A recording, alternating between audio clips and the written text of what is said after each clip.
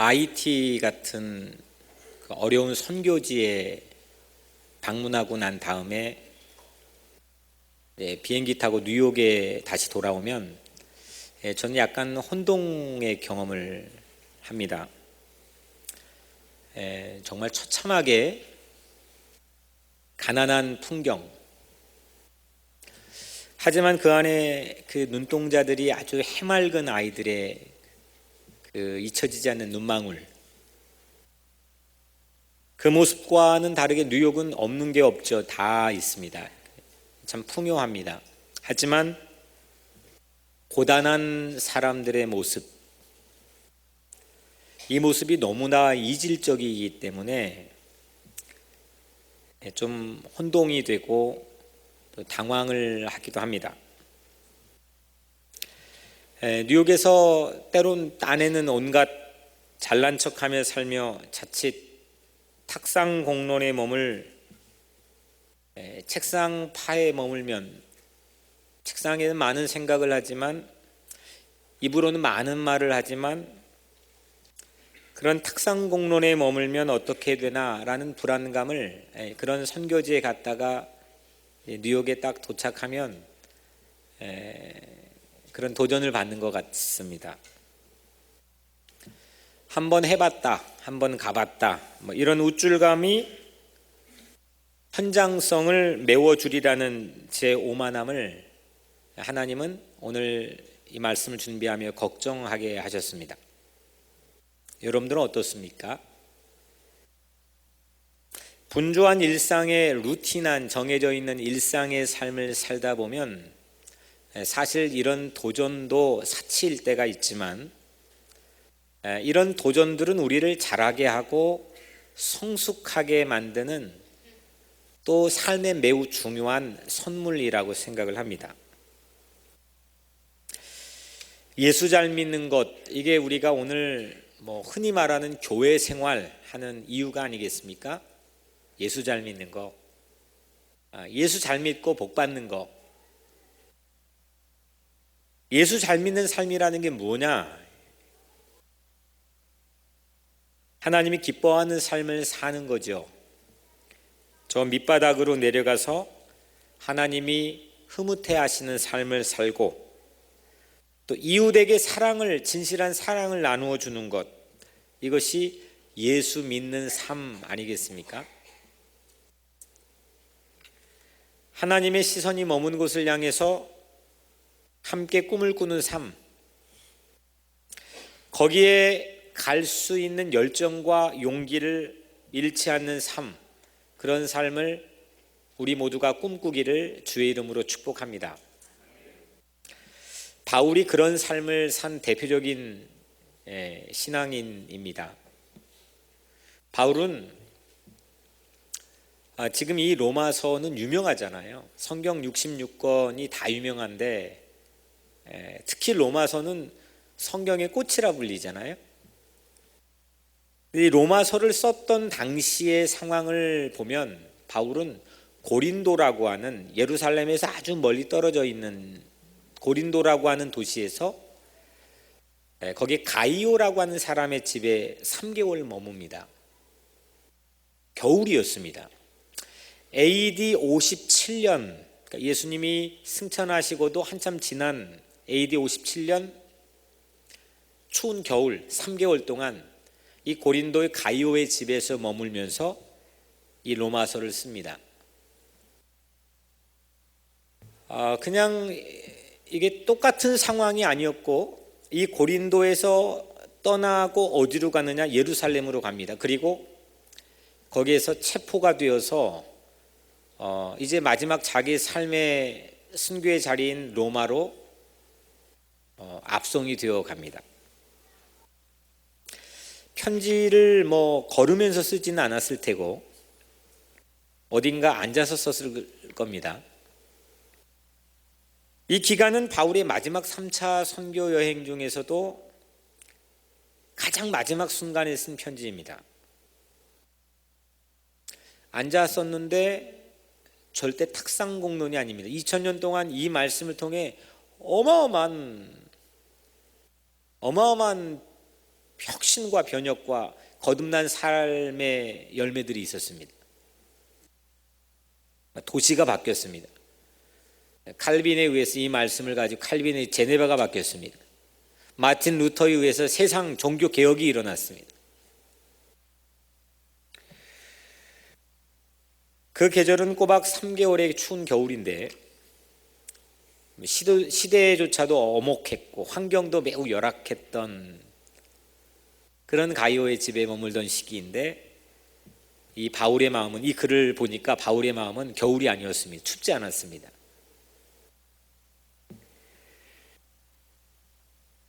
이런 삶을 살아내면 좋겠습니다. 오늘 여러분들의 삶이, 오늘 이 말씀을 듣는 여러분들에게 이런 축복이 임하기를 간절히 기원합니다. 내 삶의 주변이 혹한을 경험케 하는 그런 혹독한 겨울과 같은 환경일지라도 오늘 우리 여기 서 있는, 또 앉아 있는 여러분들의 각자의 삶의 자리, 여러분들의 또 가정, 여러분들의 직장, 여러분들이 애를 쓰는 삶의 모든 자리가 마치 가요의 집처럼 내가 가슴 설레고 뜨겁게 주위의 날씨와 주위의 체온과 전혀 상관없이 뜨거운 마음으로 뭔가 자기 삶의 스토리를 써가는 그런 축복이 오늘 여러분들에게 있게 되기를 주의 이름으로 간절히 축복합니다. 내 자녀가, 아니면 내 이웃이, 내 친구가 나중에 우리가 세상을 떠난 직후에, 이후에 우리 각자의 삶을 마치 하나의 책처럼 한 페이지 넘겨갈 때 오늘 바울 같은 그런 글들을 읽는 기분으로 우리 삶을 누군가가 읽어내려간다면 그게 얼마나 큰 축복이라 여겨지겠습니까? 제가 오늘 말씀을 준비하면서 이번엔 처음으로 로마서를 거꾸로 읽어봤어요. 1장부터 16장까지 있는 크지 않은 책인데 16장, 15장, 14장 뭐 이렇게 해가지고 1장 1절까지 거꾸로 로마서를 읽어봤습니다. 대부분의 사람들은 이 로마서를 약간 좀 어렵게 여기고 중요하지만 어려운 거 보통 그러잖아요. 쉬운 거 중요하다고 생각 안 하잖아요. 좀 어려운 거 하지만 그 중요하게 그렇게 생각합니다. 이유가 로마서를 가장 완벽한 교리집처럼 사람들이 생각합니다. 마치 철학, 신앙 철학처럼. 그래서 한 문장 그러니까 숲을 치자면, 산을 치자면 나무를 붙들고 씨름을 많이 한 책이 가장 대표적인 책이 이 로마서입니다. 한 글자, 한 문장 너무 소중해가지고. 그러다 보니까 이 몇면의 로마서에 흐르는 전체 숲의 풍경은 우리가 놓치는 경향들도 많이 있다 생각합니다. 오늘 로마서를 처음 16장부터 거꾸로 읽어 내려가면서 하나님 제게 주신 특별한 필링은 바울의 남다른 발자국을 느끼게 했습니다. 그 발자국은 밑바닥으로 내려가는 발자국이에요. 우리는 보통 로마로 쓴 편지가 로마서인데 그 당시 로마는 세계, 그러니까 뭐 북아프리카 쪽 리비아 지역부터 유프라테스 강까지 북쪽 유럽의 대부분 지역 어마어마한 제국을 형성했던 그 제국의 센터, 수도가 로마 아닙니까? 거기에 사람들에게 이 복음을 통해 많은 영향력을 미칠 최적합한 장소, 그런 장소에 우리가 살고 있죠. 뉴욕이. 그렇기 때문에 바울이 로마에 편지를 썼다, 그런 이유로 우리는 알고 있습니다. 하지만 바울은 그렇지 않았습니다. 바울은 어디 한 구절에서도 그곳이 많은 영향력을 줄 수 있는 장소이기 때문에, 세계의 중심이기 때문에 그곳에 편지를 써서 또 그곳에 가고 싶어서 그런 마음을 피력한 적이 바울은 없었습니다. 도리어 바울이 로마를 가고 싶어하고 로마에 썼던 이 편지의 내용들을 쭉 읽어보면 밑바닥으로 내려가는 그런 바울의 발자국들을 끊임없이 우리는 목격하게 됩니다. 밑바닥 로마로 향하는 바울의 마음, 이 마음이 하나님의 마음하고 아주 동일하게 느껴지는 책이 로마서입니다. 우리는 자꾸 위로 올라가려고 합니다. 위에서 아래를 조망하는 그 기분을 우리는 누리려고 합니다. 경쟁에서 또 때로는 이겨야만 되기도 합니다. 하나님은 그러지 않았습니다. 하나님은 이 땅에서 하나님께서 역사하시는 삶의 패턴들을 보면은 하나님은 늘 내려오셨습니다. 그것도 어디까지? 밑바닥까지 내려옵니다.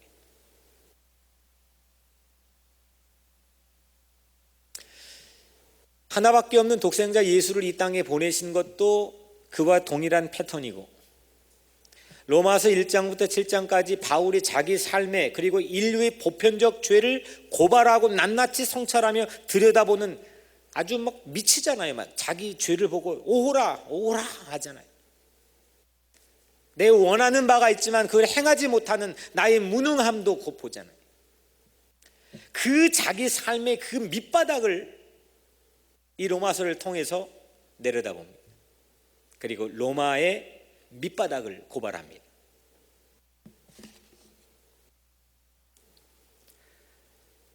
복음은 필요에 의해서 전해지지요. 필요하지 않은 곳에 전할 필요가 있겠습니까? 그 막 이렇게 뜨거운 열정을 가지고 이런 글들을 쓸 필요가 없겠죠. 그런 글들이 나오지 않겠죠. 반드시 누군가가 절박하게 필요한 장소가 있다는 생각에서 이런 글들이 나오는 거죠. 연주도, 음악 하는 사람들 연주도 그렇잖아요. 듣는 사람들이 없는데 혼자 막 그러진 않죠. 청중들이, 이게 커뮤니케이션 할 수 있는 청중들이 만들어질수록 거기에 맞는 음악적 실력들이 높아가는 겁니다. 로마에는 반드시 복음이 필요하다는 그 확신이 오늘 바울의 마음을 아주 흥건하게 채웠습니다. 복음이 꼭 필요한 로마 교회, 복음이 절대적으로 필요한 그 도시에 바울은 길을 열었습니다. 바울 마음은 이제 온통 로마로 가득 찼습니다.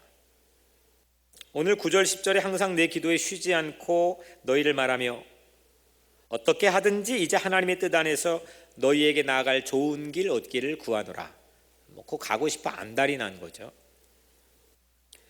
로마에 있는 성도들을 만나고 싶은 마음, 그리운 마음, 그 마음이 바울 안에 가득했습니다. 근데 로마 교회는 바울이 세우지 않았습니다. 로마에 바울은 가본 적이 없습니다.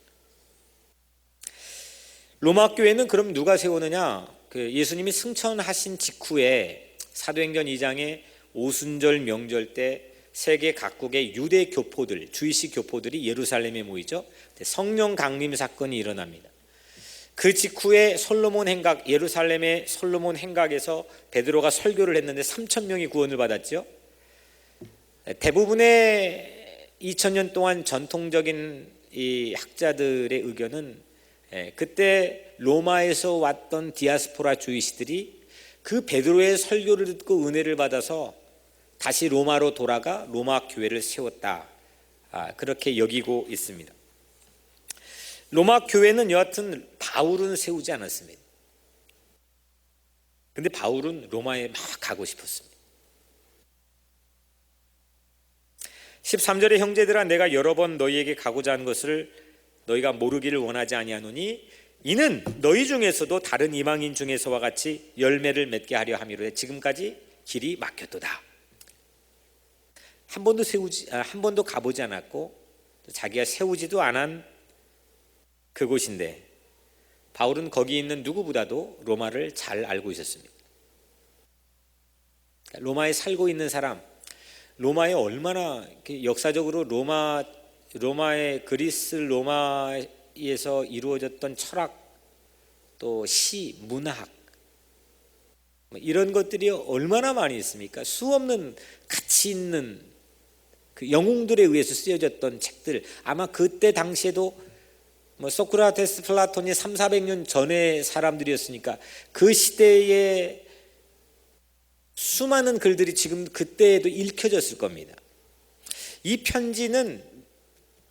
로마서 편지는 바울이 고린도 가이오의 집에 써가지고 보내는, 베베의 손에 의해서 보냈는데, 로마서 16장에 보면 26명의 명단이 나옵니다. 아마 한 50명 미만의 사람들이 읽었을 거고, 그 26명을 분석해 보면 30%가 노예입니다. 그리고 자유민을 앞두고 있는 노예가 한 25% 됩니다. 거의 대부분이 형편없는 그런 천박하게 여겨지는 사람들이 이 편지를 받아 읽었습니다. 그리고 남자보다 여자가 당시 로마 교회에 더 많은 26명의 구성원들을 분석해 보면 더 많았습니다. 이 사람들은 누가 주목해 주는 사람들이 아닙니다. 그 사람들이 읽는 글이 세계에서 이렇게 영향을 미치고 이런 가치 있는 글이 될 거라고 하는 것은 본인도 생각하지 못했습니다. 근데 바울은 로마에 있는 그 사람들보다, 로마의 수없는 글들과 문학과 음악을 만들어냈던 그 가치 있는 히어로들보다 로마를 더 잘 알고 있었습니다.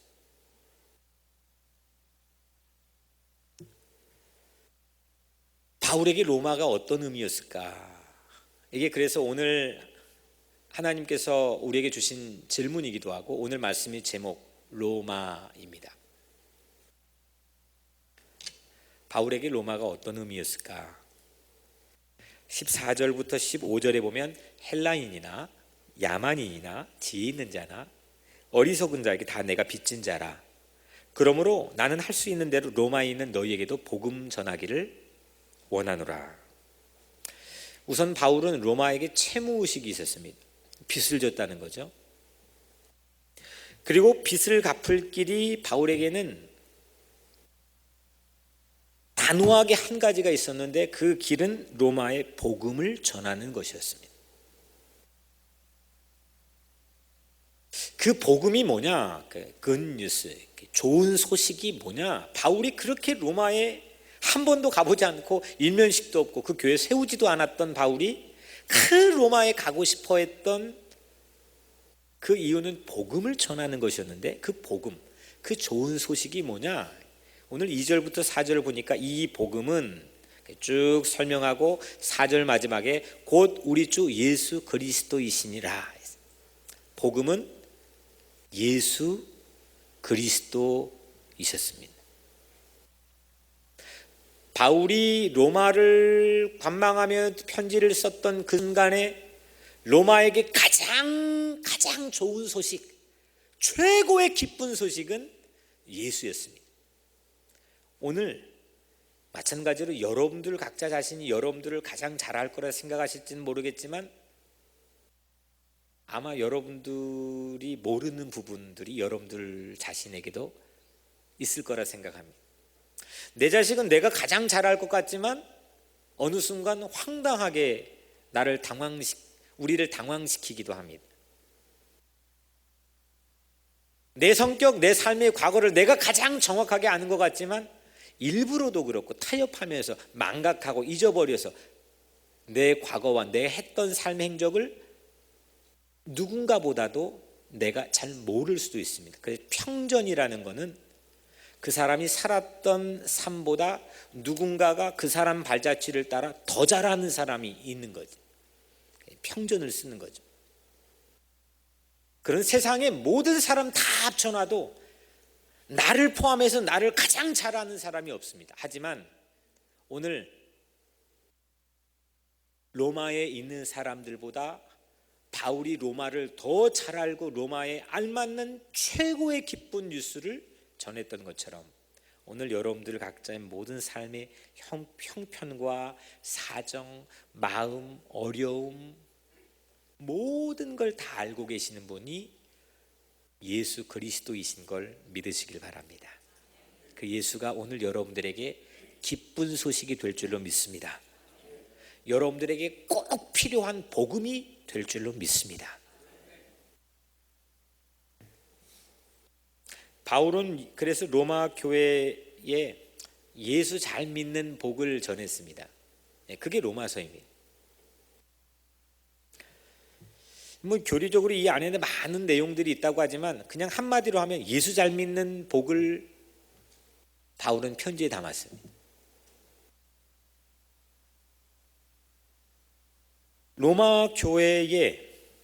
당시 로마 교회에 결정적인 영향을 준 사건이 있었습니다. 그게 뭐냐면 AD 49년, 이게 57년에 쓰여졌으니까 8년 전이죠. AD 49년에 당시 로마의 황제였던 클라우디우스라고 하는 아주 유명한 황제가 있습니다. 이 황제가 유대인들, 주이시들을 추방 명령을 내립니다. 로마에서 모든 유대인들, 주이시들을 다 추방. 지금 뭐 트럼프 반이민 행정명령과 좀 약간 대동소이하게 그랬나 봅니다. 추방 명령을 내렸습니다. 그때 그 추방 명령에 쫓겨난 그 로마를 떠난 사람이 우리 잘 아는 한 부부입니다. 아굴라 브리스길라. 거기 쫓겨나가지고 고린도에서 바울 만나죠. 근데 이 로마 교회는 처음에 그 주의식 교포들, 유대인 교포들이 세웠죠. 아까 그 예루살렘의 고국에 방문해서 거기서 은혜 받고 다시 자기 사는 삶의 터전으로 돌아와 교회를 세웠어요. 그게 로마 교회인데, 그러면 구성원은 유대인 교포, 그러니까 유대인들입니다. 근데 유대인들이 다 쫓겨났습니다. 추방을 당했습니다. 유대인들이 없겠죠.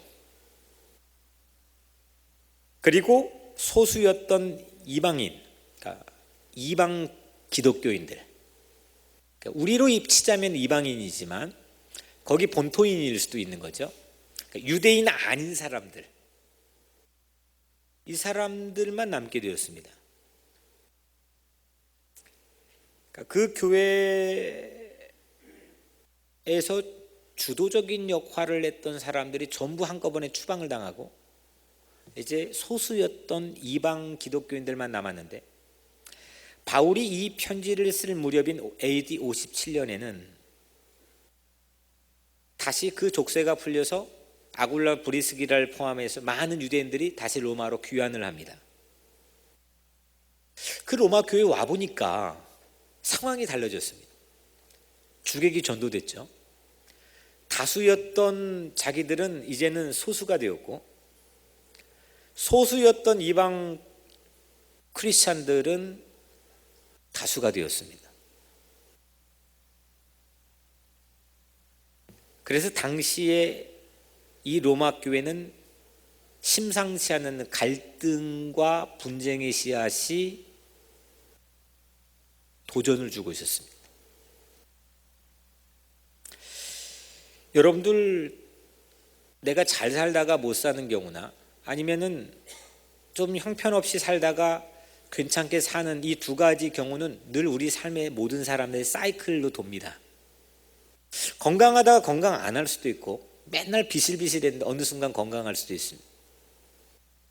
이 두 가지 사이클은 늘 우리 삶에 도는데, 이 두 가지 다 성경은 함정이라고 얘기합니다. 다수가 소수가 되는 경우도 마음에 앵거를 품죠. 소수가 다수가 되는 경우도 업신여기고 우쭐거리면서 횡포를 부릴 수 있죠. 이 두 가지를 다 염두에 두고 1장부터 7장까지는 바울이 유대인들을 계속해서 비판적으로 이야기합니다. 그리고 8장부터 마지막 16장까지는 이방인들을 계속해서 비판적으로 이야기합니다. 여하튼 다수였다가 소수가 되고, 누구는 소수였다가 다수가 될 때 빠질 함정, 그때 그 순간에 바울은 확신이 있었습니다. 예수가 해답이다. 예수가 복음이다. 예수만이 해결할 수 있다. 이 확신을 가지고 로마 교회에 편지를 쓴 겁니다. 지금이야 2000년 지났으니까 수많은 신학자들이 교리를 정리해놨지, 그게 그때 뭐가 교리가 있었습니까?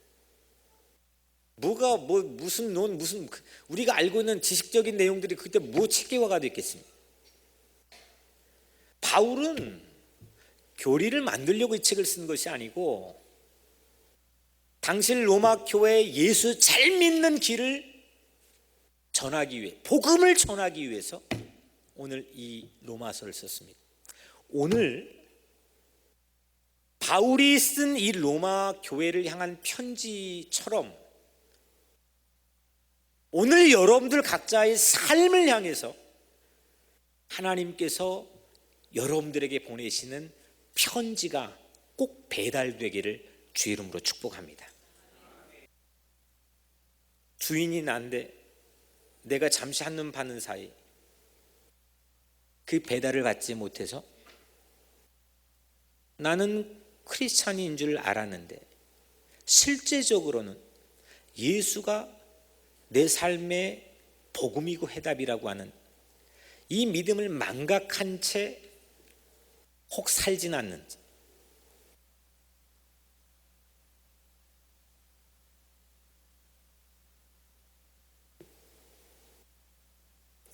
바울이 있었던 고린도, 이 편지를 썼던 고린도와 지금 로마는 바다 건너 엄청난 대륙을 넘어야 되는 아주 먼 거리입니다. 베베라고 하는 여자의 손에 의해서 당시 두루마기였겠죠. 두루마리 양피지에 썼던 이 편지를 어떻게 들고 갔는지 전해줬습니다. 그리고 우리 손에까지 전해져 왔습니다. 오늘 하나님께서 예수가 여러분들을 향한 유일한 해답이고 예수 잘 믿는 것이 최고의 복이라고 하는 이 메시지가 오늘 여러분들의 마음에 꼭 배달되어서 오픈되어 읽혀지고 전달되어 깨달아서 여러분들의 마음에 품고 그 소망을 가지고 꼭 살게 되기를 주님의 이름으로 축복합니다. 예수 잘 믿는 게 그러면 최고 아니겠습니까? 예수 잘 믿는 거 그걸 지금 최고라고 여기고 확신 가지고 그 열정에 불타는 사람이 바울입니다.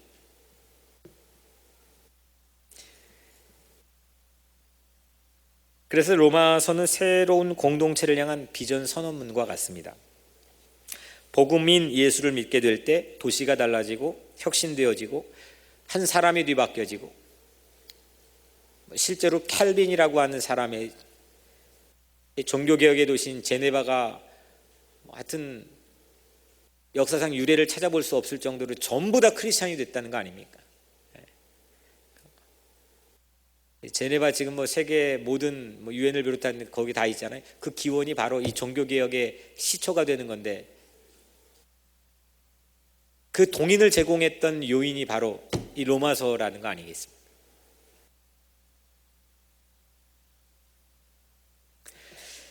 실제로 로마에 전했던 이 편지, 바울이 이 전에 AD 57년도에 썼으니까 그 겨울에 썼으니까 58년도에 전해졌을까요? 하여튼 그 편지가 300년 후에 실제로 기적처럼 일어났습니다. 로마 제국의 국교로 기독교가 공인이 되지 않습니까? 상상이나 했겠습니까? 당시 로마를 휩쓸고 오페라를 부르고 뭐 했던 히어로들에 의해서 이게 세계가 움직여지는 것처럼 보였지만 50명도 안 되는 그 천민들이 읽는 이 편지를 통해서 약속되었던 것이 그게 이루어질 거라 누가 상상이나 했겠습니까?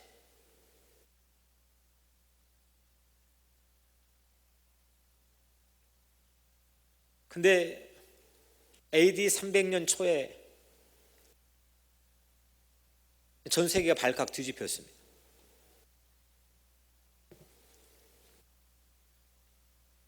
바울은 로마까지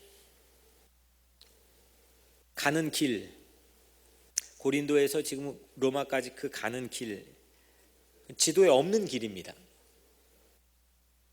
지도에 없는 길을 그 마음의 편지지에 담아서 보냈습니다.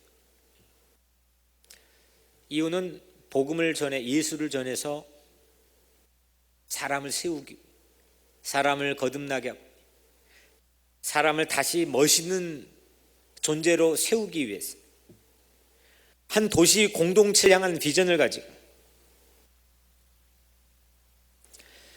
제가 로마서를 거꾸로 읽으면서 한 가지 놀라웠던 것은 로마서에 담겨있는 그 내용들이 1장부터 16장까지 담겨있는 내용이 우리 같은 한 사람이 삶을 살잖아요. 20대, 30대, 40대, 60대, 80대 쭉 삶을 사는데, 우리에게 주어져 있는 이 제한적인 시간 안에 사는 이 인생이 천국에 가기까지의 그 길을 이보다 더 잘 그려놓은 게 없습니다. 그러니까 인생의 지도, 맵이 이 안에 담겨 있는 거예요. 우리가 미국의 최고의 베스트셀러라는 존 버년의 철로역정, 이거 보고 만든 거거든요. 그냥 그런가 보다 했는데, 이거 보고 그게 나오겠구나, 이 생각을 처음 가졌습니다. 세상 지도에 없는 길입니다. 1장부터 7장까지는 죄를 깨닫고 회개하는 길, 8장부터 11장까지 예수를 통해서 구원받아 거듭난 새로운 삶의 길, 12장부터 16장까지 다시 태어난 삶의 거룩해지는 성화의 길, 이 단순하고 단편적인 예수 잘 믿어서 그동안 예수 잘 못 믿으면 나를 못 봤는데 예수 잘 믿어보니까 나를 보게 되고 내 안에 이렇게 켜켜이 쌓여있는 퇴적증 같은 그런 삶의 죄들을, 악들을 보게 되고 이 사회 공동체에 있는 죄들을 보게 되고 거기에 그냥 오호라 통제로다 하면서 괴로워했던 바울조차도 이젠 끝인가 보다 하는 그 절망 가운데 씨름하는 바울조차도, 하지만 8장 1절부터 예수를 통해 구원받아 새로운 삶의 길이 열리는 이 놀라운 환희를 바울이 토해내지 않습니까? 그 삶의 새로운 길이 열리는 그 환희에만 그냥 젖어 있는 게 아니라 12장부터는 앞으로 어떻게 삶이 살아가야 되는지, 천국 가는 부름받는 그 순간까지 내가 어떻게 가치 있고 의미 있게 살아가야 되는지, 그 길을 이보다 더 멋있게 적어낸 길이 없는 것 같습니다. 그래서 그 수사였던 마틴 루터는 이거 보고 그 마음이 그냥 환장하고 설레가지고 종교개혁 할 수 있는 용기를 얻었구나.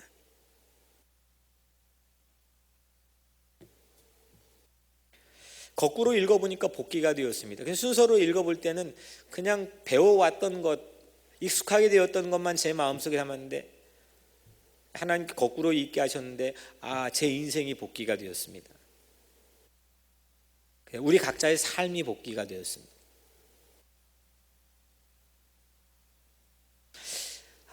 이 바울은 로마까지 가는 길을 열기도 했지만 우리가 살아가야 될 삶의 길을 로마서를 통해서 열어줬구나. 우리 각자 인생이 어떻게 시작되었는지, 그리고 예수 때문에 죄가 발견되고 예수 때문에 그 죄가 용서받고 구원받아 예수 때문에 거룩한 삶이 가능해지는 그런 새로운 길을 열었습니다.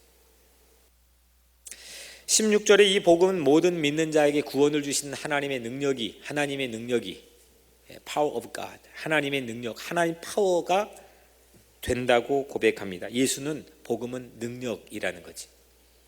예수는 박제화된 어떤 신학 아니면 박제화된 내 신앙의 어떤 과거의 체험이 아니고 예수는 능력이라는 겁니다. 예수가 들어오면 능력이 일어나는 겁니다. 예수가 도시에 들어가면 도시가 바뀌어지는 겁니다. 예수가 들어가면 가정이 변화되는 겁니다. 그렇게 말 듣지 않는 자식에게 예수가 들어가면 그 자녀가 인류의 희망이 되는 겁니다. 예수 잘 믿는 게 우리의 삶의 목표인 겁니다. 또 별다른 게 있겠습니까?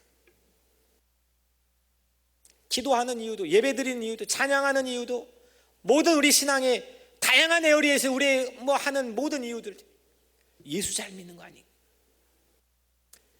여러분들 정말 예수가 능력인 걸 믿으십니까?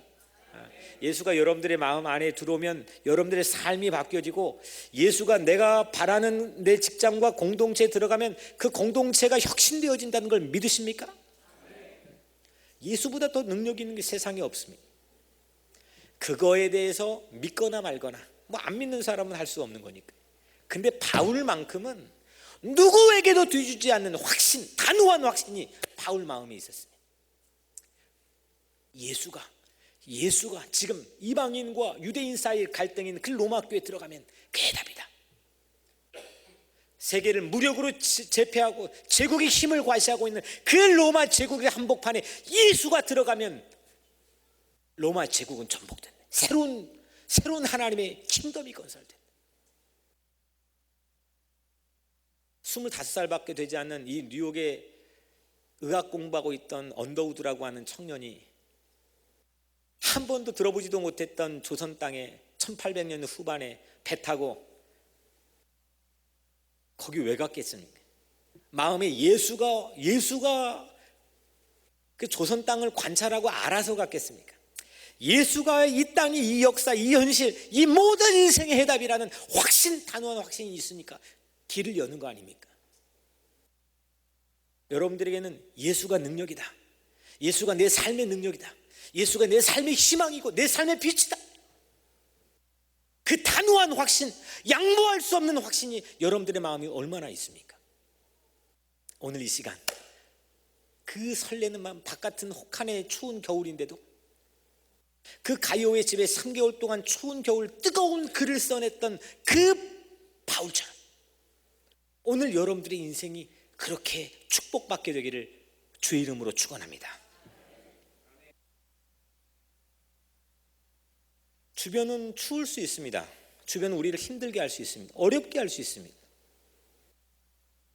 하지만 하나님이 사용하셨던, 하나님의 손에 들려졌던 많은 붙들린 사람들은 그런 삶을 살지 않았습니다. 그걸 능가했습니다. 왜? 능력이신, 파워이신 예수가 있기 때문에.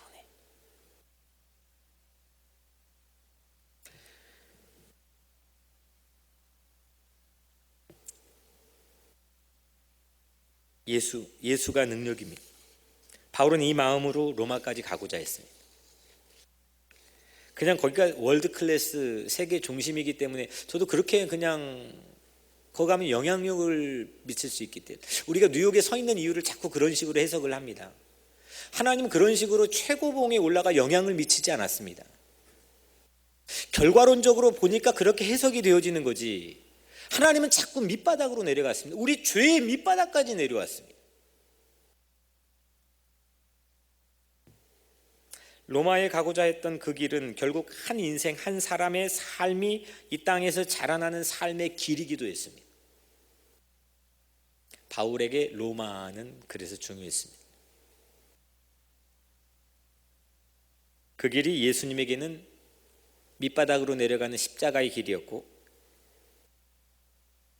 그래서 바울은 고린도에서도 로마를 살았습니다. IT만 떠나면 혼동이 되고 그냥 뉴욕에 젖어버리는, 어떤 훌륭한 집회에 가서 뜨거워졌다가 어느 순간 시들해져 버리는, 누군가를 막 흥분하며 사랑했다가 뒤돌아버려 버리면 세상에 매몰되어 버리는, 그게 아니라 뉴욕에서도 IT를 살 수 있는 길, 고린도에서도 로마를 갈 수 있는 길, 살 수 있는 길, 그런 길을 바울이 열었습니다. 몇 주 전에 제가 주일 이 예배를 마치고, 예배 마치면 밖에 나가 우리 성도님들에게 인사하잖아요. 마지막 분까지 다 인사하고, 한 어린이가 마지막으로 나왔습니다. 엄마하고 같이 나왔는데 엄마도 얼굴이 밝지 못하고 아이가 완전히 위축이 되어 있었습니다. 되게 슬퍼했던 얼굴이었습니다. 저는 그 아이 손을 잡고 주차장의 차 사이로, 주차장에 차가 빼곡하게 차 있으니까 차 사이로 그 아이 손을 잡고 피해 걸었습니다. 한 번도 그 아이하고 그런 적은 없었습니다. 그러다가 그 교회 근처에 가장 가까이 있는 델리 식품점까지 걸었습니다. 그 가는 길에 그 아이를 달래보려고 아주 막 생쇼를 했습니다. 표정을 짓고 막 웃겨보려고. 근데 마음을 쉽게 열지 않았습니다. 그래서 델리 가게까지 가는 거리가 진짜 가까운데 되게 멀게 그날은 느껴졌습니다. 왜 그렇게 했느냐면은 엄마에게 일전에 들었던 얘기가 있기 때문에, 엄마의 안타까움이 아이가 엄마를 걱정해서 자기 어려운 얘기를 잘 하지 않는다는 겁니다. 저는 델리까지 걸어가면서 아이와 여러 이야기를 그날 나눴습니다. 설교를 쏟아부었던 정성만큼이나 그 아이에게 쏟아졌습니다. 그러더니 델리까지 가는 길에, 한참 가는 길에 막 그냥 바로 가지 않고 횡단보도를 건넜다가 블럭을 돌았다가 그 아이가 차츰 마음을 열기 시작했습니다. 그리고 너무 놀라운 것은 그 아이가 처음으로 제게 내가 왜 슬픈지를 조목조목 이야기하기 시작했습니다. 그리고 아이가 얼굴이 밝아졌습니다. 델리에 가서 아이가 좋아하는 것, 뭐 요즘에 이거 돌리는 거, 이렇게 돌리는 거 그걸 하나 사준 다음에 돌아오는 길이 그 아이도 저도 매우 행복했습니다. 돌아오면 저하고 약속을 했습니다. 새끼손가락을 걸고 앞으로 힘들면 말하기 쉽지 않아도 반드시 목사님에게 가장 먼저 달려오기. 힘들어도 이런 일 똑같이 또 일어날 텐데, 너 사는 동안 똑같이 일어날 텐데 어떤 일이 힘들어도 반드시 꼭 이겨내기. 그리고 앞으로 꼭 훌륭한 사람 되기. 아이는 마냥 행복했고 손가락 걸고 약속을 했습니다. 그날 아이와 교회로 돌아오면서 아주 큰 것을 배웠다고 스스로 생각했습니다. 도리어 저는 그 아이에게 배웠습니다. 델리까지 가는 길이 바울이 로마까지 가려 했던 길과 매우 흡사하게 설교를 준비하며 느껴졌습니다. 한 사람을 얻는다는 것, 한 사람의 마음을 나눈다는 것, 그 사람의 슬픔을 함께 나눈다는 것, 한 사람을 살려내려고 하는 절박한 바울의 마음, 그 마음으로 걸었던 길이 고린도에서 로마까지 가는 길이었습니다. 바울은 하나님 마음을 가진 사람입니다. 그래서 예수 그리스도의 종 바울은 그리스도의 복음, 하나님의 복음을 위하여 택정함을 입었다는 말로 이 로마서가 시작이 됩니다. 그것이 바울에게 로마로 가는 길이었고, 동쪽에서 맨날 동방에만 머물렀던 기독교의 복음이 처음으로 서방에 진출해서 왕성하게 뻗어나가기 시작하는 서진의 전주곡과 같았습니다. 바울의 최종 목적지는, 그런데 여러분들 오늘 마지막 말씀을 정리해 보면 바울의 최종 목적지는 로마가 아니었습니다.